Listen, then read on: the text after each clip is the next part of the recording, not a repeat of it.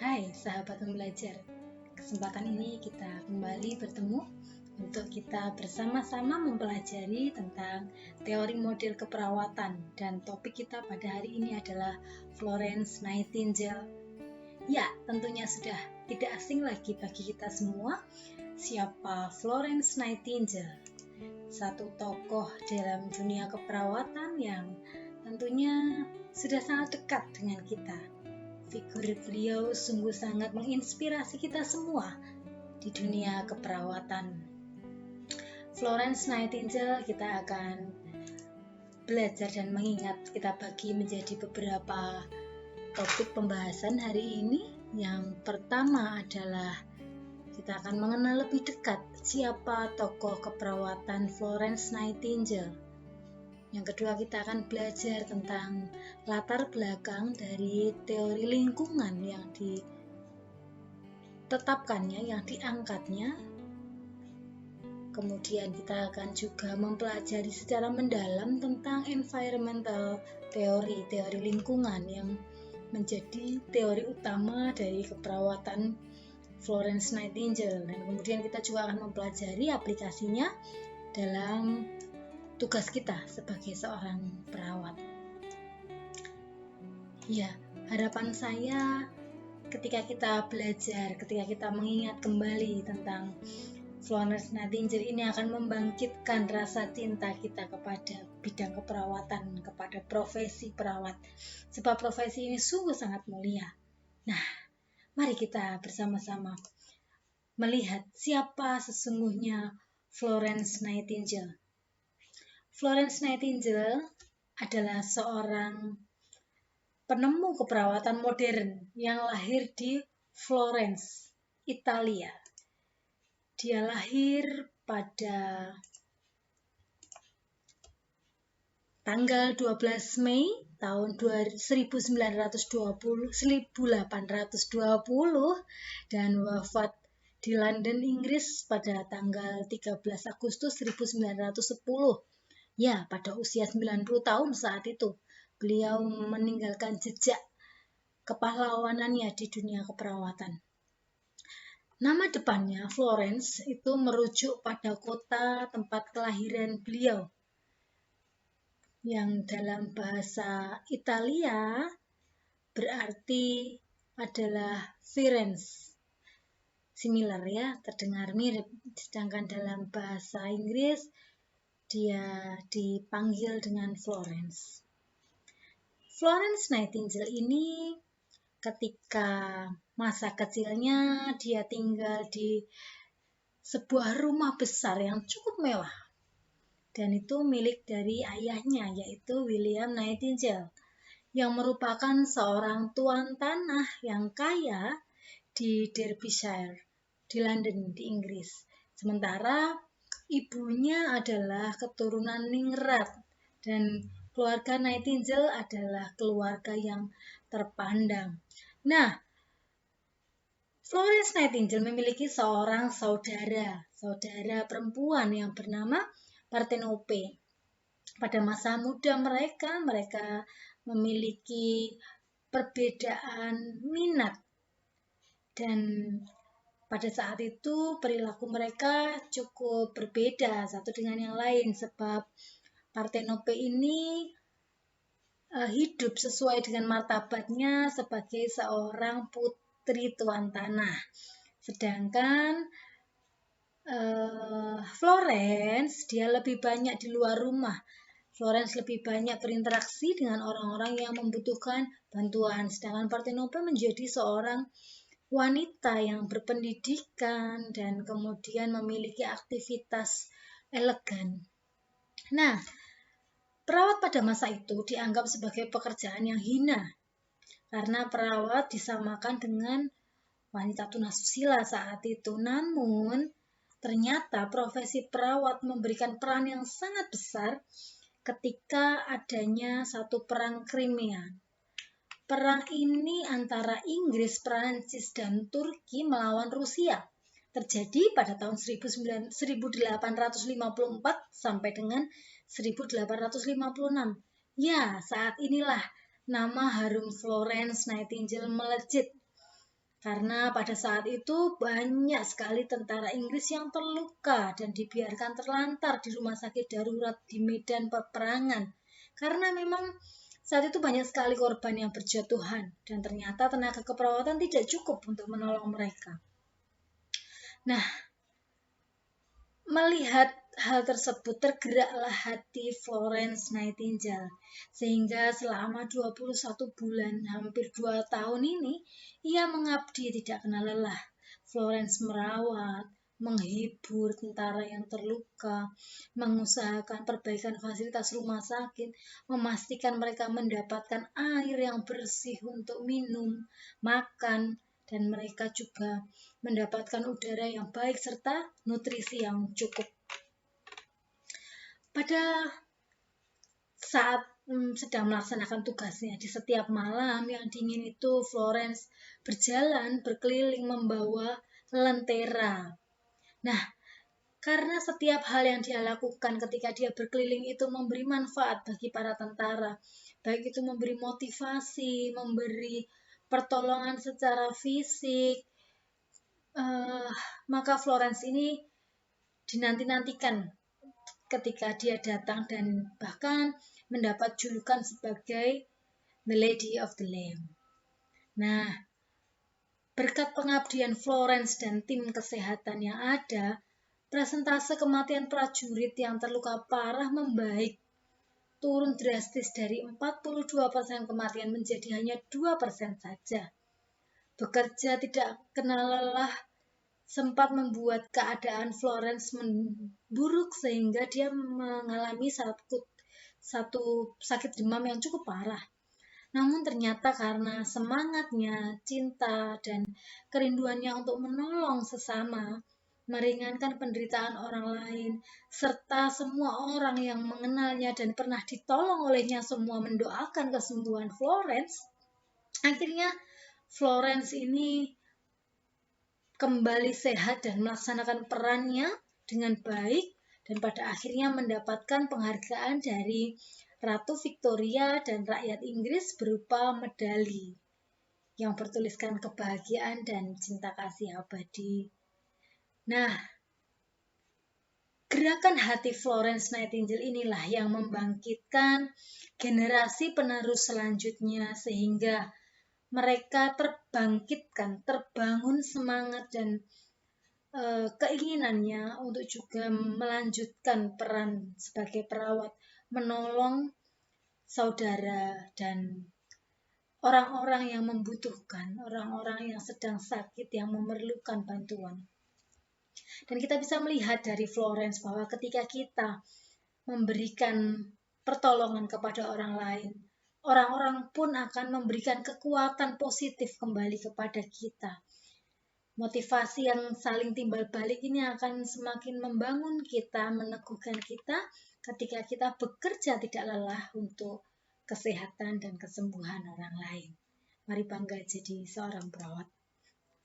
Ya, kita akan belajar selanjutnya tentang teori lingkungan yang dicetuskan oleh Florence Nightingale. Florence Nightingale menyampaikan teori tentang lingkungan. Mengapa muncul teori ini? Mengapa Florence Nightingale mengangkat topik lingkungan? Ya, karena saat itu lingkungan yang ada saat perang Krimean itu memang tidak kondusif, kotor memang saat itu. Bahkan mungkin sangat terkontaminasi. Ada luka-luka yang mungkin akan mudah terkontaminasi. Oleh karenanya dia berusaha memberikan lingkungan yang terbaik, sanitasi yang terbaik, sirkulasi udara yang baik, ketenangan untuk beristirahat. Nah, walaupun secara pernyataan di teorinya memang tidak ada kalimat bahwa lingkungan adalah, ya enggak, memang di dalam teori Florence itu enggak dengan jelas menyebut seperti itu. Namun, Florence mendefinisikannya menjadi 5 bagian. Yang pertama adalah udara yang bersih.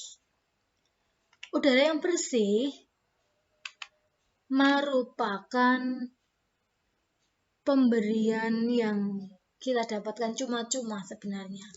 karena udara yang sehat itu ada di sekitar kita. Namun memang kadang-kadang dalam keadaan yang kurang baik, sirkulasi udara yang ada di sekitar kita, ventilasi kurang baik, sehingga akan membuat bakteri tumbuh lebih banyak daripada keadaan normal.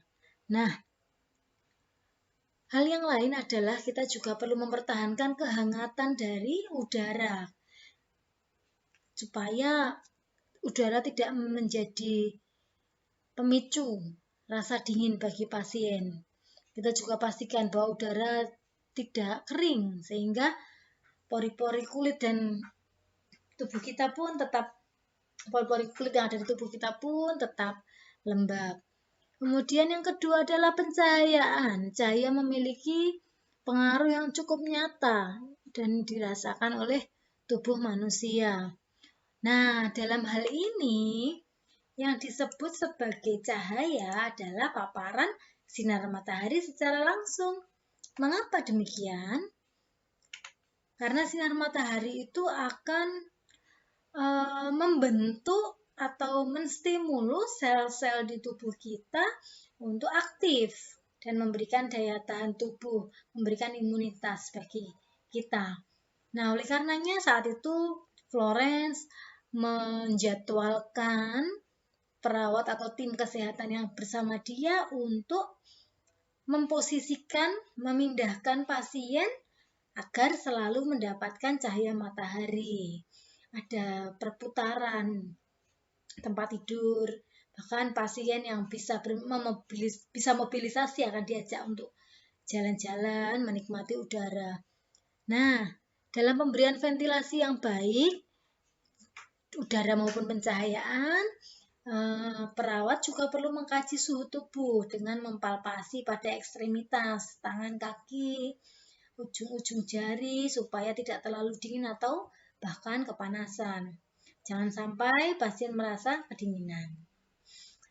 Perawat disarankan untuk memanipulasi lingkungan secara berkelanjutan dengan mempertahankan ventilasi. Nah, selanjutnya lagi adalah tentang lingkungan yang bersih. Lingkungan yang bersih diharapkan bisa kita sediakan supaya tidak ada bakteri yang terbawa dan menempel pada luka terutama atau terhirup.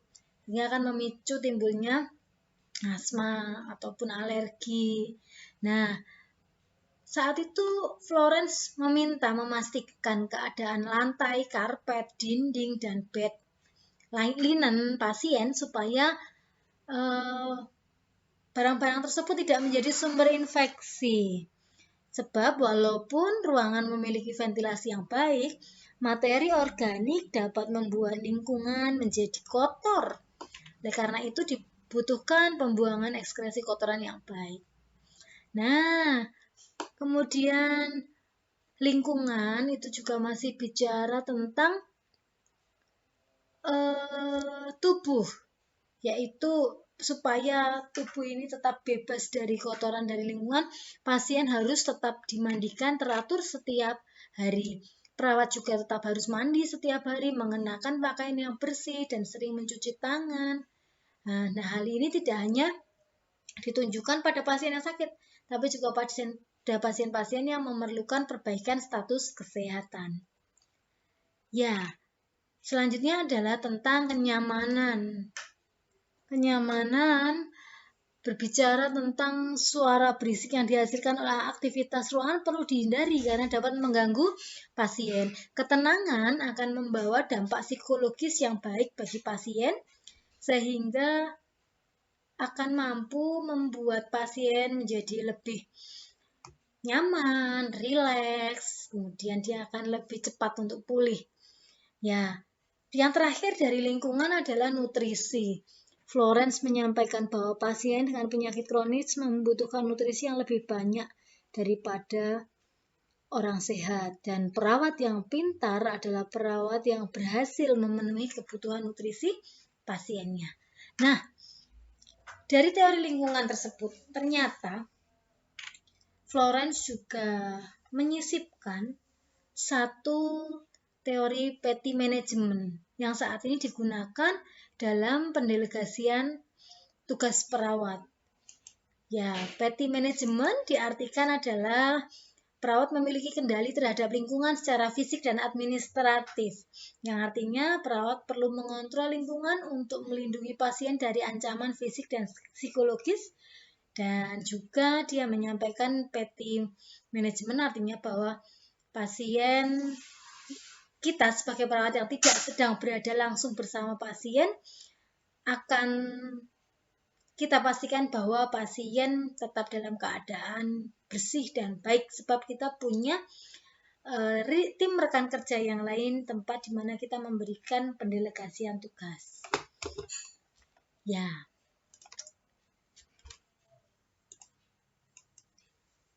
Ini teori tentang environmental teori. Nah, berfokus pada lingkungan di mana perawat memiliki kendali yang baik terhadap lingkungan secara fisik dan administratif dengan mempertahankan kebersihan udara, ruangan, pencahayaan, ketenangan, dan nutrisi, serta dengan prinsip mencegah paparan dari lingkungan, sebab itu akan meningkatkan terjadinya atau meningkatkan angka mortalitas. Ya, akan menyebabkan ataupun akan menurunkan. Nah, itu tergantung lingkungan kita. Keadaan kita semakin buruk atau semakin baik ketika kita sakit akan sangat dipengaruhi oleh lingkungan. Selanjutnya kita akan melihat teori mayor yang digunakan oleh Florence. Masih ada 4 seperti yang teori keperawatan lain, dia memiliki 4 konsep mayor. Yang pertama adalah person, kemudian environment, health, dan nursing. Kita akan melihat sebelum ke kelemahan teori, kita akan review sejenak tentang siapa itu person atau people menurut Florence. Ya, manusia adalah individu yang terdiri dari komponen fisik, intelektual, emosional, sosial, dan spiritual. Walaupun pada kenyataannya teori Florence ini akan lebih difokuskan pada aspek lingkungan fisik saja, tapi Florence tetap menyatakan bahwa orang sakit yang mempunyai semangat hidup lebih besar dari mereka yang sehat. Nah, hal itu akan berkaitan langsung dengan dimensi psikologis. Artinya begini, ketika orang yang sakit, dia memiliki kondisi psikologis sebagai keutuhan insan yang baik, maka dia akan mendapatkan kekuatan dan motivasi untuk sembuh. Konsep lingkungan. Dalam hal ini, lingkungan eksternal yang mempengaruhi proses penyembuhan dan kesehatan meliputi 5 komponen yang tadi kita sudah pelajari bersama, yaitu air yang bersih, udara yang bersih, lingkungan yang efisien, lingkungan yang bersih, penerangan, pencahayaan, serta nutrisi. Nah, kita harus mengkaji keadaan lingkungan secara kontinu, bertahap. Pagi, kemudian sambil kita memandikan pasien, kita mengevaluasi lingkungan. Kemudian kita siang hari saat mengantarkan makan atau melakukan pemeriksaan tanda-tanda vital, kita juga memeriksa keadaan lingkungan pasien. Lingkungan pasien menjadi bagian yang utuh dengan kita, pasien. Menjadi satu dengan pasien. Ketika kita datang ke pasien, kita melihat linen pasien kotor, mari kita ganti.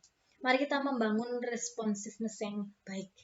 Ketika kita datang ke pasien, kita melihat ada yang kotor pada tubuh pasien ataupun pada mungkin di daerah kamar pasien, mari kita juga mengambil waktu untuk membersihkannya supaya itu semua tidak menjadi agen infeksi, sumber infeksi bagi pasien. Nah, selanjutnya adalah kesehatan. Kesehatan menurut Florence didefinisikan sebagai kondisi yang baik untuk membuat semangat tetap bertahan hidup. Nah, menurut Florence, keadaan sehat dapat dicapai melalui pendidikan atau pengetahuan, pemahaman, dan perbaikan kondisi lingkungan. Semakin kita mengetahui kondisi lingkungan di tempat kita berada, kemudian kita melakukan modifikasi positif supaya ruangan itu menjadi lebih baik, akan menolong untuk memberikan kesembuhan dan memberi motivasi aura yang positif bagi pasien. Yang terakhir adalah tentang keperawatan. Nightingale atau Florence ini memandang keperawatan sebagai ilmu kesehatan yang menguraikan bahwa memiliki arah tujuan untuk membantu kesembuhan orang sakit. Artinya kita menjadi supporting system.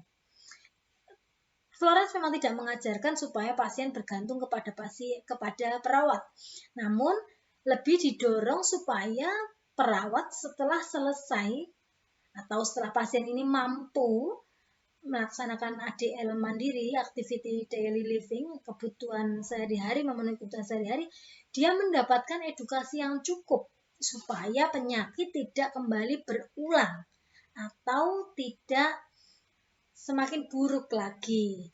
Sebaliknya, dia akan meningkatkan derajat kesehatannya menjadi lebih baik.